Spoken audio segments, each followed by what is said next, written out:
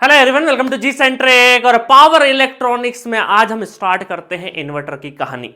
और इन्वर्टर होता क्या है? इन्वर्टर होता है फिक्स्ड डीसी को वेरिएबल एसी में कन्वर्ट कर सकते हैं, तो ये बनता है इन्वर्टर। अब आप में से बहुत सारे लोग होंगे कि सर इन्वर्टर को अलग से पढ़ने की क्या जरूरत है, क्योंकि रेक्टिफायर में अगर सर आपने बताया था कि अल्फा ग्रेटर देन 90 डिग्री अगर कर दे तो सेम हम डीसी को हम वापस एसी में कन्वर्ट कर सकते हैं। मतलब एक तरीके का इन्वर्टर बन सकता है जिसको हम क्या बोलते हैं, लाइन कम्यूटेटिंग इन्वर्टर। बट इसके कुछ ना कुछ लिमिटेशंस है, वो लिमिटेशंस हम लोगों ने फुल कोर्स में पढ़ रखी है। एक क्रैश कोर्स टाइप का कोर्स है जहां पर मैं क्विकली आपको सारी चीजें बताने वाला हूं। तो इसकी लिमिटेशंस होती है, एक लिमिटेशन बता देता हूं, बाकी डिटेल में नहीं बताऊंगा। क्योंकि लाइन कंप्यूटिंग इन्वर्टर में जो एसी जनरेट होता है वो फिक्स्ड होता है, वेरिएबल नहीं हो सकता है। और ये जो इन्वर्टर है हमारा, इसमें हम वेरिएबल एसी बना सकते हैं। तो वेरिएबल एसी की हमें ज्यादा रिक्वायरमेंट पड़ती है, इस वजह से लाइन कंप्यूटिंग इन्वर्टर को हम लोग यूज नहीं करते कमर्शियल और डोमेस्टिक पर्पस के लिए। ठीक है, अब देखिए ये रहा पूरा इन्वर्टर किस तरीके से हम लोगों ने पढ़ा है। इस इन्वर्टर में हम लोगों ने वोल्टेज सोर्स, देखो दो टाइप के इन्वर्टर होते हैं, वोल्टेज सोर्स इन्वर्टर और current source inverter. Current source inverter को मैंने फुल कोर्स में बहुत बढ़िया तरीके से पढ़ाया है, बट यहां से क्वेश्चंस गेट एग्जामिनेशन में बहुत ज्यादा नहीं आते हैं। इसी वजह से मैं क्रैश कोर्स में करंट सोर्स इन्वर्टर को पढ़ाने वाला भी नहीं हूं। ये मान के चलो कि 20-25 साल के इतिहास में 3 से 4 न्यूमेरिकल आए होंगे तो आए होंगे, ठीक है। बट आप फुल कोर्स में जाके बेहतरीन तरीके से देख सकते हो। अभी हमारा फोकस रहेगा वोल्टेज सोर्स इन्वर्टर पे, सिंगल फेज और 3 फेज में।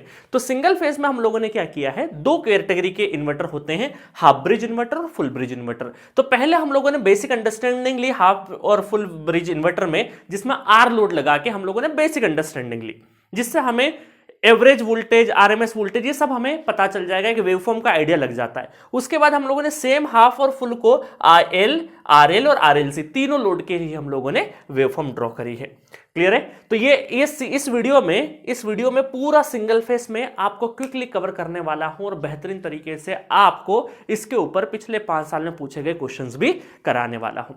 उसके बाद आता है 3 फेस। 3 फेज में बहुत इंपॉर्टेंट है दो मोड, 180 डिग्री मोड और 120 डिग्री मोड। इन दोनों ऑपरेशंस को अगर 180 समझ गए तो 120 समझना आसान है। और क्या क्या थोड़ी सी डिसिमिलरिटी होती है लाइन वोल्टेज फेज वोल्टेज में, वो सब देखने वाले हैं। तो एक वीडियो में हम लोग एक में 180 कवर कर लेंगे, एक में 120 कवर कर लेंगे, और लास्ट में हम यूज करेंगे वोल्टेज कंट्रोल टेक्निक, जो कि रिसेंट ईयर्स के लिए बहुत ज्यादा इंपॉर्टेंट है। यहां से क्वेश्चन आएगा ही आएगा। इसमें मेनली जो है इंटरनल वोल्टेज कंट्रोल हम पढ़ते हैं, जिसमें single pulse width modulation, multiples width modulation और साइनोसॉइडल पल्स विड्थ मॉड्यूलेशन, तीनों ही टेक्निक बहुत इंपॉर्टेंट है। इसको भी मैं बहुत तरीके से पढ़ाऊंगा। अगर आपने फुल कोर्स में ये मुझसे पढ़ लिया है ना, या क्रैश कोर्स में भी थोड़ा सा गो थ्रू हो गया, तो आप ये मान के चलो कि एक क्वेश्चन आपका पक्का है जो कि 2 नंबर में पूछा जाएगा और बहुत इजी क्वेश्चन आता है। क्लियर है? तो ये तीनों टेक्निक हम लोग पढ़ने वाले हैं। तो इस तरीके से पूरा इन्वर्टर हम लोग कवर करेंगे। तो चलिए क्विकली अभी इस वीडियो में हम देखेंगे हाफ ब्रिज पहले देखेंगे, फुल ब्रिज आर लोड में, फिर आईएल, आरएल और आरएलसी में देखते हैं। तो चलिए फटाफट स्टार्ट करते हैं हम लोग। तो ये रहा इक्विवेलेंट सर्किट डायग्राम आपको। तो 2 स्विचेस नजर आएंगे और उनके पैरेलल में आपको क्या नजर आएगा, एंटी पैरेलल डायोड होगा। अब हो सकता है कुछ ऐसे स्विचेस लगाए जाए, जैसे मॉसफेट लगाए जिसमें एंटी पैरेलल डायोड इनबिल्ट होता है, तो डायरेक्टली मॉसफेट स्विच आपको देखने को मिल सकता है। और यहां पर 2 हाफ वोल्टेज VS/2 VS/2 देखने को मिलेगा। अब देखो यहां पर क्या हुआ, स्विच अगर देखो अब एंटी पैरेलल डायोड वर्क नहीं करेंगे, आर लोड में एंटी पैरेलल डायोड वर्क नहीं करेंगे, आरएल में आपको अच्छे से समझ में आता है। अब देखो स्विच एस ऑन करेंगे तो ये पूरा सप्लाई वोल्टेज यहां पर मिलेगा, तो आउटपुट वोल्टेज VS/2 होगा। स्विच S2 ऑन करेंगे तो आउटपुट वोल्टेज ये वाला हमें रिफ्लेक्ट मिलेगा। तो S1 से ये और S2 से ये, तो इस तरीके से बड़ा सिंपल सा है कि स्विच आपने क्लोज किया तो यही सप्लाई वोल्टेज यहां पे मिलेगा, ये किया तो ये वाला वोल्टेज यहां पे अपेयर होगा। डायोड वर्क नहीं करेंगे रेजिस्टिव लोड में। क्लियर है? और उसके बेसिस पे हम लोग वेवफॉर्म बना देते हैं। वेवफॉर्म बना के अब आप देखोगे, वेवफॉर्म से ज्यादा अच्छे से आपको आइडिया आएगा। देखिएगा वेवफॉर्म है ना, वेवफॉर्म देखो ये क्या है, IG1, S1 और S2 का स्विचिंग है ना। हम लोग गेट सिग्नल दे रहे हैं दोनों स्विचेस पे। तो S1 पे जब हम गेट पल्स दिया तो आउटपुट वोल्टेज VS/2, S2 पे दिया तो -VS/2। देखो -VS/2, तो हम लोगों ने क्या किया, ये R कर दिया एक्चुअल में यहाँ पे VS/2, -VS/2 है ना, VS/2 plus VS/2 minus VS/2, और फिर हमने करंट निकाला तो VS/2R, मतलब ये आउटपुट V0 बाय करंट हमारा क्या हो जाएगा, करंट हो जाएगा I0 equal to V0 by R, V0 by R, है ना, तो रेजिस्टेंस लगा दिया तो करंट आ जाएगा। अब देखो वेवफॉर्म है आपके पास, अगर आपसे पूछा जाए कि इसका आरएमएस क्या होगा, तो आरएमएस आपको एरिया से निकाल दोगे, क्योंकि ये आपका ऊपर आ जाएगा तो इससे आपका आ जाएगा Vs/2। आरएमएस कितना हो जाएगा, Vs/2 हो जाएगा। अब देखो यहां पर इंटरेस्टिंग चीज ये देखें हम लोग कि इस वाले में जब स्विच S1 ऑन हो रहा है तो अब देखो वोल्टेज और करंट दोनों क्या है, पॉजिटिव, तो पॉजिटिव पावर, यहां पर निगेटिव और निगेटिव, तो निगेटिव निगेटिव भी क्या हो रहा है, पॉजिटिव पावर। तो रजिस्टिव लोड में ऑलवेज आपका जो एक्टिव पावर है वो क्या है, पॉजिटिव है, निगेटिव पावर की संभावनाएं नहीं है। और देखिए होता भी है कि अगर हम लोग प्योर रजिस्टिव लोड की बात करें तो सिंपल सा जो भी पावर होता है एक्टिव पावर ही रहता है, वो पॉजिटिव ही रहता है। नेगेटिव कब आता है, जब रिएक्टिव कंपोनेंट आएगा, मतलब इंडक्टेंस या फिर कैपेसिटेंस का रोल आएगा, तब की बात है। चलो अब ये फोरियर सीरीज देख लेते हैं हम लोग। देखो Fourier series, Fourier analysis and harmonics. तो यहां पर आपको ध्यान रखना है, देखो हमने रेक्टिफायर में सोर्स करंट का हार्मोनिक्स एक्सप्रेशन लिखते थे 4I0/n, इस तरीके से लिखते थे हम लोग। क्लियर है आपको? यहां पर हम देखेंगे आउटपुट वोल्टेज का, आउटपुट वोल्टेज के फॉर्म में हम लोग फोरियर एनालिसिस देखेंगे। हार्मोनिक्स कैसे देखेंगे, आउटपुट वोल्टेज में। यहां पर भी वही होगा 4 इंटू समथिंग, तो 4 इंटू समथिंग, बट यहां पर सप्लाई वोल्टेज क्या है, Vs/2, इस वजह से 2Vs/n हो जाता है। तो डायरेक्टली ये नहीं रटने का है आपको, simple 4 into supply voltage. Half bridge होगा तो Vs/2, फुल ब्रिज होगा तो Vs हो जाएगा, बस इतना सा ध्यान रखना है। क्लियर है? तो बस इतना ध्यान रख लोगे तो यही हमारा पीक होता है। आरएमएस में कन्वर्ट करना, √2 का मल्टीप्लाई कर दोगे, और जी क्या होता है, जी होता है हमारा फंडामेंटल अपॉन आरएमएस, दोनों कर देंगे तो 48 पर जी आ जाए 2√2/π आ जाएगा। देखो रेक्टिफायर में भी 2√2/π आता था, है ना, और टीएसडी आ जाएगा 48.34, सेम लाइक रेक्टिफायर, है ना, पूरी कहानी। चलो नेक्स्ट देखें अगर हम लोग, तो फुल ब्रिज में देखो, फुल ब्रिज में क्या होता है, यहां पर ब्रिज टाइप का दिखता है आपको। ब्रिज टाइप में क्या दिखेगा, समझना ध्यान से। S1 और S2 ये दोनों जब ऑन होंगे तो ये वाला वोल्टेज यहां मिलेगा, और ये दोनों जब ऑन होंगे तो ये वाला वोल्टेज यहां पे मिलेगा। क्लियर है? अब देखो एक चीज और आती है यहां पे, पोल वोल्टेज। कभी कभी आता है पोल वोल्टेज के फॉर्मेट में भी चीजें पूछ लेते। पोल वोल्टेज क्या होता है साहब, कि यहां पर इन दोनों के बीच में एक ग्राउंडेड कर देते हैं जिसको O बोल देते हैं, और ये जो दोनों लोड है इसको A बोल दिया और इसको B बोल दिया, इसको B बोल दिया, ठीक है, इसको हम लोगों ने B बोल दिया। तो AO और BO, तो AO पोल वोल्टेज और BO पोल वोल्टेज, है ना, तो पोल वोल्टेज होता है। तो पोल वोल्टेज AO जो होगा Vs/2 होगा, AO जो होगा -Va/2 होगा। जब S1 ऑन होगा, S1 ऑन हो जाएगा तो ये वाला वोल्टेज देखो इस तरीके से मैंने फुल कोर्स में बताया था। S1 जब ऑन हो जाएगा तो A वाला ऊपर आ जाएगा, इसके A जैसे ये ऑन होगा शॉर्ट सर्किट तो A पॉइंट यहां पे आ जाएगा, तो A और O के बीच में Vs/2 हो जाएगा। ठीक है, सिमिलरली जब S4 ऑन होगा, देखो ये वाला S4 ऑन होगा तो A यहाँ पे ऊपर की साइड में, मतलब A यहाँ पे आपका अपीयर हो जाएगा, A अब आप कहाँ पे अपीयर हो जाएगा, A, तो यहाँ पर -Vs/2 हो जाएगा।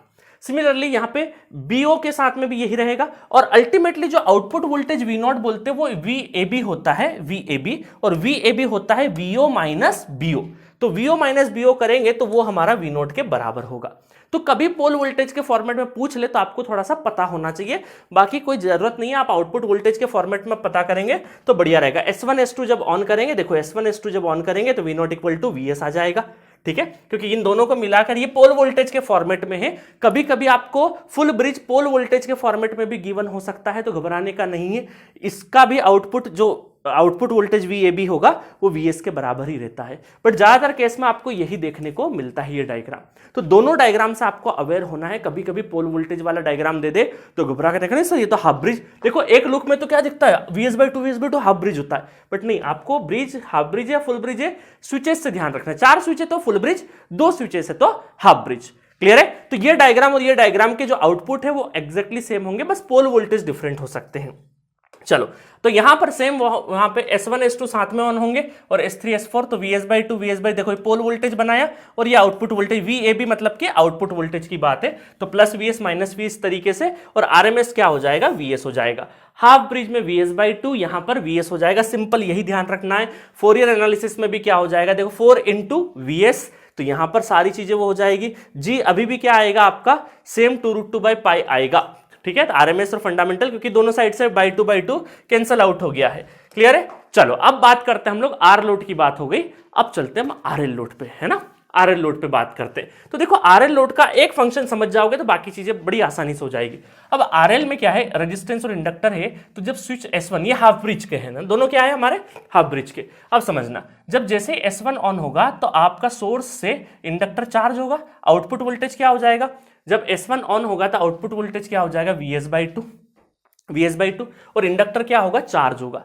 अब देखो उसके बाद क्या होगा, इंडक्टर में एनर्जी है, जब ये आपका S2 क्या हो जाएगा, S2 वापस जब ऑफ हो जाएगा तो ये जो इंडक्टर में एनर्जी होगी ना, ये डिसिपेट करेगी। अभी तक रजिस्टर में कोई एनर्जी तो स्टोर होती नहीं थी, अब इंडक्टर में एनर्जी है तो ये रिलीज जब होगी, इंडक्टर के अंदर की एनर्जी रिलीज होगी तो ये डायोड D2 से होगी, है ना। तो इसका मतलब क्या होता है, S1 स्विच ऑन करेंगे तो इस सप्लाई वोल्टेज से क्या होगा, इंडक्टर में जाएगा, है ना। मोड 1 S1 ऑन हुआ तो ये वोल्टेज तो सोर्स से कहां जा रहा है, इंडक्टर और रजिस्टर में एनर्जी जा रही है। और मोड 2 की बात करेंगे, जब डायोड ऑन हो जाएगा, जब ये डायोड D2 ऑन होगा तो L जो है वो एनर्जी रिलीज करेगा और एनर्जी रिलीज करते हुए वो कहां जाएगा, सोर्स और इस तरीके से वापस रजिस्टर में चले जाएगा। तो आउटपुट वोल्टेज ये जब ये वाला साइकिल चल रहा है मोड 2, तो आउटपुट वोल्टेज कितना हो जाएगा, -Vs/2 होगा। मतलब इन शॉर्ट ये समझिए, स्विच एक ऑन होगा, दूसरी बार इंडक्टर चार्ज होगा, इंडक्टर वापस डिस्चार्ज होगा थ्रू अदर डायोड, उसके बाद वापस S2 चालू होगा तो फिर वापस से चार्ज होगा, फिर वापस इस डायोड से D1 डायोड से क्या हो जाएगा, डिस्चार्ज होगा। तो ये बेसिक ऑपरेशन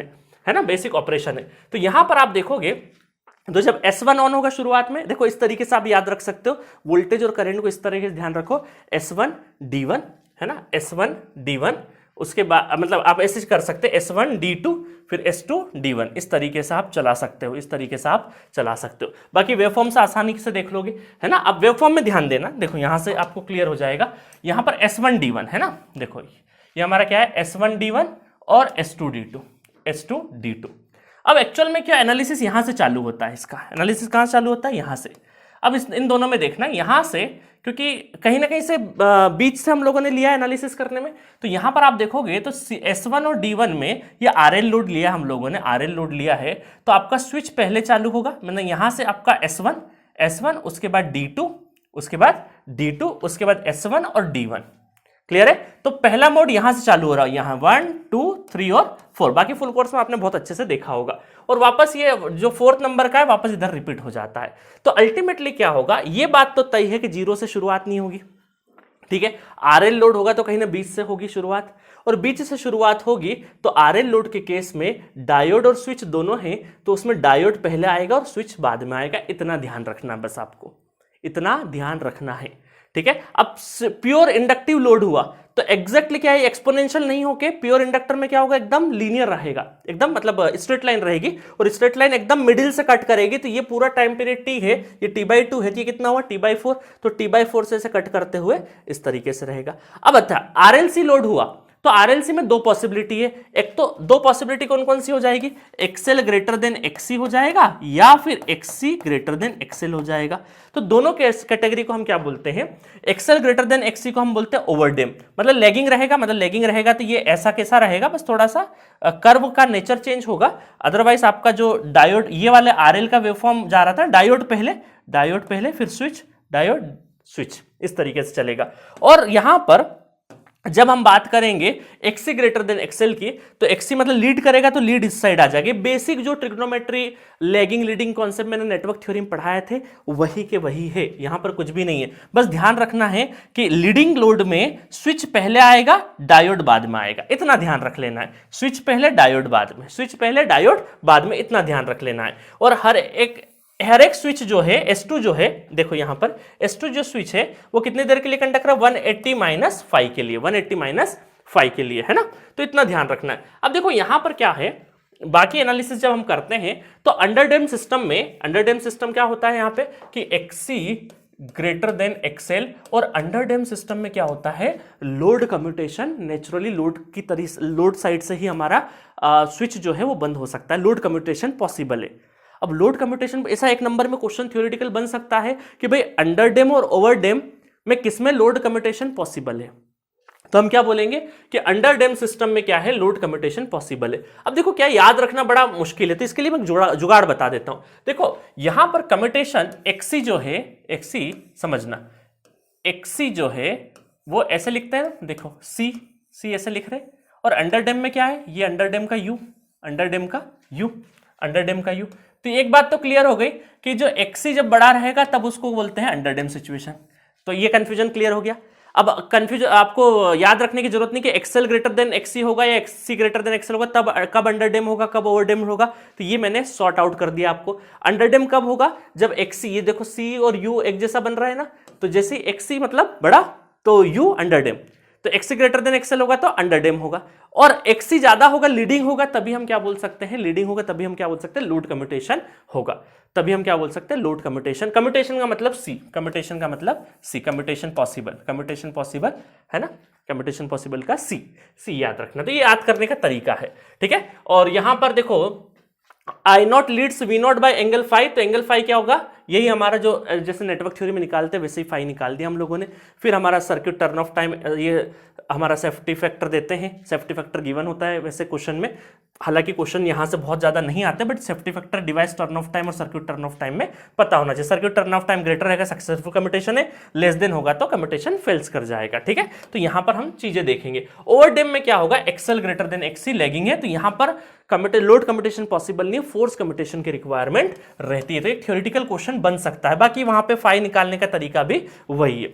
अब चलिए एक दो चीजें और देख लेते हैं। अब फोरियर एनालिसिस देखते हैं। अभी हम किसका देख रहे हैं, देखो अभी हम लोग पूरा आरएलसी का, आरएलसी नेटवर्क हम लोग किसके लिए देख रहे हैं, हाफ ब्रिज के लिए देख रहे हैं। किसके लिए देख रहे हैं, हाफ ब्रिज के लिए देख रहे हैं। तो हाफ ब्रिज में अगर हम फोरियर एनालिसिस करेंगे तो वापस वही 4 इंटू VS/2, इसका मतलब 2VS/, तो सेम आ जाएगा 2VS/, है ना। और यहां पर आरएलसी के लिए अगर देखेंगे तो इस तरीके से पूरा हार्मोनिक्स में लिख सकते हो, करंट निकालना हो तो 2VS/, नीचे Zn मल्टीप्लाई कर देंगे, है ना। ये Zn का हम लोग क्या कर देते हैं, मल्टीप्लाई। Zn क्या होता है, फाई n क्या होता है, सारा चीज मैंने यहाँ पे लिख रखा है, और ये हमारा फाई n आ जाता है।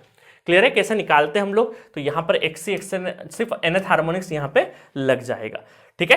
चलिए आगे बढ़ते हैं हम लोग। अब देखते हैं एल लोड को अगर एनालिसिस करें तो 0 से T/2 तक जा रहा है। देखो एल लोड हम लोगों ने देखा ना, अभी एल लोड कहां से देखा, एल लोड यहां से देखा, 0 से T/2 अगर हम लोग एनालिसिस करें, ये T/4 था और ये T/2 था, है ना। यहां से यहां तक वापस फिर यहां से, तो रिपल देख रहे हैं अगर हम लोग, तो -i से प्लस आई तक अगर जाता है, प्लस आई तक जाता है, -i से प्लस आई, तो यहां पर V0 इक्वल टू VS/2, है ना। और ये किसके बराबर है, VL के बराबर। अगर इंडक्टर होगा तो VL के बराबर, तो VL इक्वल टू LdI/dt हो जाएगा, है ना। ये एक्चुअल में क्या है, VL ही है, LdI/dt।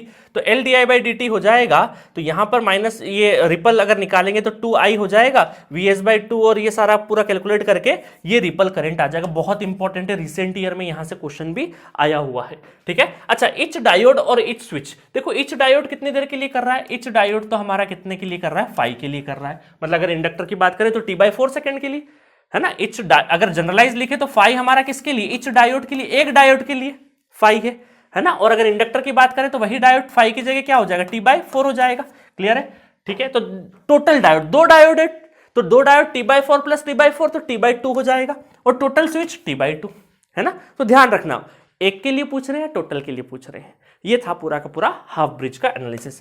सिमिलरली अब फुल ब्रिज में भी वही करना है, बस ब्रिज नेटवर्क आ जाएगा, वही पोल वोल्टेज, वही आउटपुट वोल्टेज, पूरा का पूरा वही का वही। ये दोनों फिगर एक ही रिजल्ट देते हैं, ये पोल वोल्टेज की इंफॉर्मेशन देता है, अदरवाइज इन दोनों को मर्ज करके हमने VS लिख दिया है, ठीक है। तो ये दोनों आपस में S1 S2 जब ऑन होंगे तो आउटपुट वोल्टेज, S3 S4 मिलेगा तो हमें नेगेटिव में VS मिलेगा। सिमिलरली वही वेवफॉर्म हमारी यहां पर आपको देखने को मिल जाएगी। अब देखो यहां पर S1 S2 D1 D2 और S3 S4 D3 D4, clear है। तो यहां पर ये तो बड़ा आसान है यहां पे, है ना, सेम। अब देखो यहां पर मजेदार तरीके से हम देखते हैं, तो यहां पर जोड़ी वही आ जाएगी, S1 S2 D1 D2 S3 S4 D3 D4। तो पहले कौन सा आएगा, अगर RL लोड है तो पहले हमारा डायोड इधर और स्विच इधर, है ना। फिर यहां से मोड 1 मोड 2 मोड 3 मोड 4 ऐसे स्टार्ट होगा। सेम वेवफॉर्म में, बस स्विचेस के पैटर्न अलग है, बाकी और कुछ भी नहीं है ना। एग्जैक्टली सेम, एग्जैक्टली वेवफॉर्म में कोई अंतर नहीं आएगा, बस डायोड और स्विचेस के वो बदल जाएंगे, और 180 माइनस स्विच कितना होगा, जितना डायोड का माइनस कर लोगे, ठीक है। तो सेम वेवफॉर्म में जैसे हाफ है, सिर्फ डबल कर देने का है, VS की जगह यहां पर VS/2 की जगह VS हो जाएगा, ठीक है।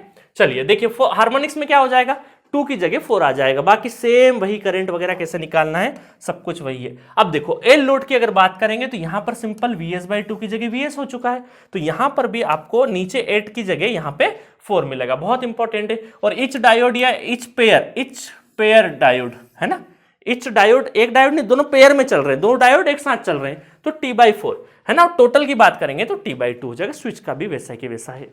क्लियर है।